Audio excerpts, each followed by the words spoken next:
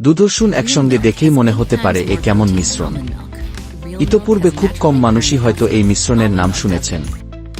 দুধ সাধারণত পানীয় আর রসুন হচ্ছে রান্নার মশলা।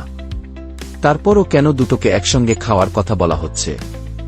দুধ সুষম পুষ্টিগুণে ভরপুর আর রসুন অ্যান্টিঅক্সিডেন্ট সমৃদ্ধ। দুটোই সুস্বাস্থ্যের জন্য উপকারী। এর বাইরেও রসুন ব্যাকটেরিয়া রোধক ও প্রদাহরোধী উপাদান হিসেবে বিশেষ ভূমিকা পালন করে। এছাড়াও অনেক ক্ষেত্রে শরীরের হাড় ব্যথার প্রতিষেধক হিসেবে কাজ করে। দুধ রসুন অবশ্যই কিছু নিয়ম মেনে খেতে হবে, তা না হলে শারীরিক সমস্যা হওয়ার সম্ভাবনা রয়েছে। তাই মিশ্রণ তৈরির জন্য কয়েকটি ধাপ অনুসরণ করতে হবে। প্রথমে একটি পাত্রে দুধ ও পানি মিশিয়ে নিতে হবে। তারপর রসুন দিন, মিশ্রণ করে এবার ফুটিয়ে নিন।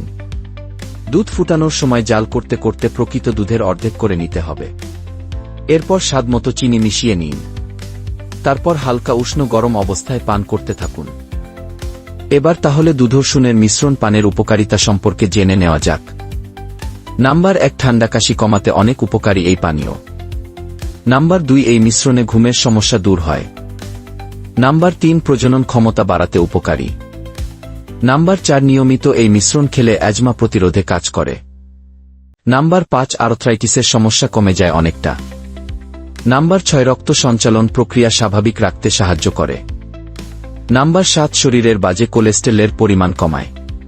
পাশাপাশি রক্ত জমাট বাধা প্রতিরোধ করে।